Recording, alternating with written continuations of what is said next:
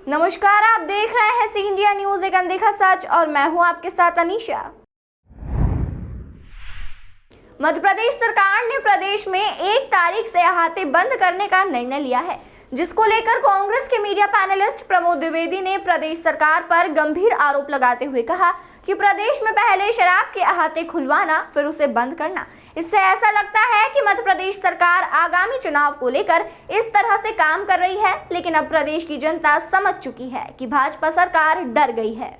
Congress media panelist और अधिवक्ता प्रमोद कुमार द्विवेदी ने कहा कि मध्य प्रदेश सरकार ने ढिंढोरा पीटा कि शराब नीति में कई परिवर्तन किए हैं, लेकिन सुप्रीम कोर्ट की गाइडलाइन है कि हवाई अड्डा, नशा मुक्ति केंद्र, नेशनल हाईवे और राष्ट्रीय मार्ग के 500 मीटर की दूरी तक कोई शराब की दुकान नहीं खोली जाएगी।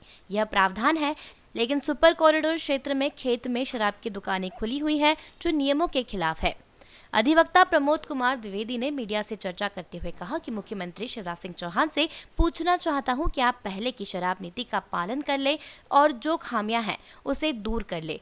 यदि शराब की दुकान बंद कराने के लिए 50% हस्ताक्षर अभियान करता हूं, तो तत्काल प्रभाव से कलेक्टर को शराब दुकान बंद करनी चाहिए। धार्मिक और शैक्षणिक संस्थाओं पर नियम के अनुसार शराब दुकान नहीं खोली जानी चाहिए, लेकिन खोली जा रही है, जिसका एक उदाहरण हर सिद्ध मंदिर के सामने शराब की दुकान है, जिसका विरोध भाजपा विधायक आकाश विजयवर्गीय ने किया था। उन्होंने कहा कि शराब से भारतीय जनता पार्टी दुखी है, तो उमा भारती के साथ मिलकर आंदोलन करना चाहिए। गौरतलब है कि शराबबंदी को लेकर कांग्रेस के मीडिया पैनलिस्ट अधिवक्ता प्रमोद कुमार द्विवेदी द्वारा प्रदेश सरकार को 2 बंडल चिट्ठियां भेजी थी, लेकिन 4 बंडल वापस कर दिए गए हैं।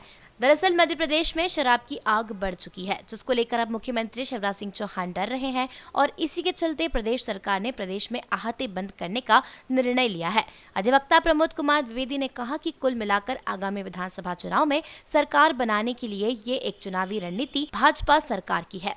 मध्य प्रदेश की सरकार ने ढिंढोरा पीटा कि हमने शराब नीति में बहुत सारे परिवर्तन कर दिए हैं। कौन से परिवर्तन किया? अहाते बंद होंगे। अहाते बंद होंगे तो अब तो हवाई अड्डे पे आपने दारू की दुकान खोल ली,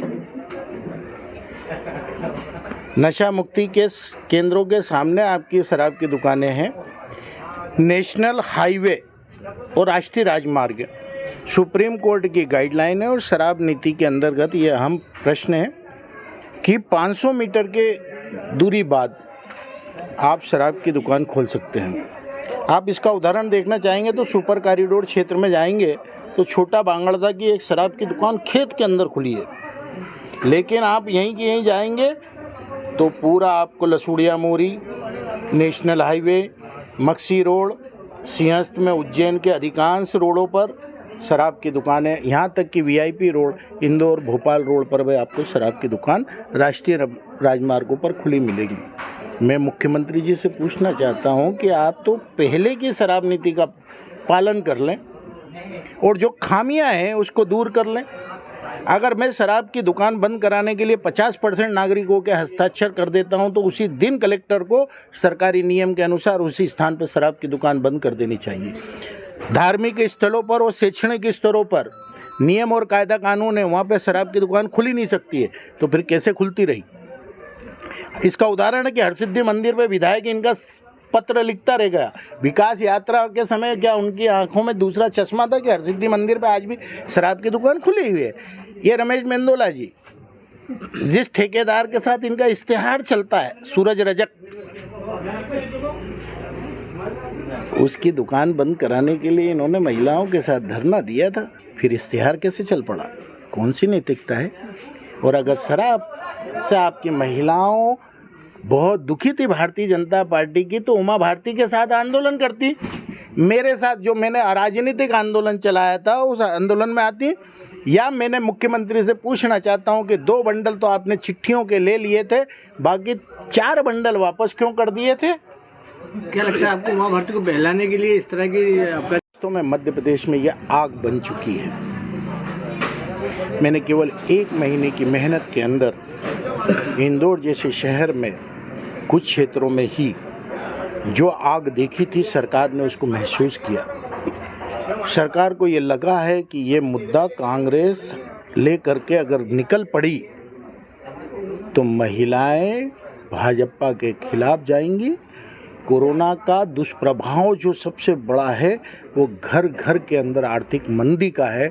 और शराब पी करके वो आदमी जो सस्ती दारू पीता है और महंगी दवा नहीं खरीद पाता, वो सस्ती दारू पीता है, अपने बेटे के लिए दूध नहीं खरीद पाता, आत्मग्लानि में माताएं विद्रोह करती हैं, बहनें विद्रोह करती हैं और कभी कभी परिस्थितियां आती हैं कि घर में ये हत्या जैसे जघन्य अपराध हो जाते हैं। तो ये आने वाले चुनाव में क्या कांग्रेस का मुद्दा बनाएगी? ये कांग्रेस के वरिष्ठ नेताओं से आप प्रश्न करें। मैं एक सामाजिक कार्यकर्ता के रूप में मैंने आंदोलन चलाया था। कांग्रेस के जो नेता आए उनका भी स्वागत था। जो आम जनता आई है, मुझे लगता है कि अगर सामाजिक मुद्दों पर आप मुखरता के साथ लड़े तो सरकार को झुकना पड़ता है। मुख्यमंत्री ने जो ये अभियान जो बंद किया है, आते बंद करें, आप कितने इससे सहमत हैं? क्या आपको लगता है कि ये एक सिर्फ चुनावी स्टंट है क्या आने वाले? मुख्यमंत्री जी को शायद जानकारी नहीं है सेना और पुलिस के विवाद की। विजयनगर में सेना के जवान बियर बार बंद होने के बाद बाहर निकले ही थे कि पुलिस से उनका विवाद हुआ। फलस्वरूप उन्होंने सेना के जवानों को पीटा था और मऊ से सेना के जवान आए थे और उन्होंने पुलिस को पीटा था। दूसरे दिन ही मैं अदालत पहुंचा था। अदालत ने 42 से अधिक पुलिस अधिकारियों पर, दोषी पुलिसकर्मियों पर जांच करके आपराधिक प्रकरण दर्ज करने का आदेश दिया था। मध्य प्रदेश की सरकार सुप्रीम कोर्ट पहुंची थी, मुझे तो नहीं डरा पाई, लेकिन वो सुप्रीम कोर्ट से इस बात का आदेश लेकर के आ गई थी कि सीबीआई की जगह सीआईडी से जांच हो। और वो जांच अभी तक, क्योंकि मध्य प्रदेश सरकार सीआईडी को नियंत्रित कर लेती है, वो जांच है। केवल विपुल शाह को इंदौर में नहीं रहने दिया, बस ये काम किया है और दोषी पुलिस अधिकारी आज भी वहीं की वहीं है। तो हमारा सवाल ये है कि क्या ये आगे जो चुनावी रणनीति का हिस्सा है, ये शराब जो आते बंद करने का निर्णय मुख्यमंत्री के है? ये कांग्रेस के नेताओं से आप प्रश्न करें, राजनीतिक नेताओं से प्रश्न करें। सामाजिक तौर पर तो मैं यही सवाल करूंगा कि दूध महंगा है, शराब सस्ती है, बस। तमाम खबरों के लिए जुड़े रहिए हमारे साथ और देखते रहिए सी इंडिया न्यूज़, एक अनदेखा सच।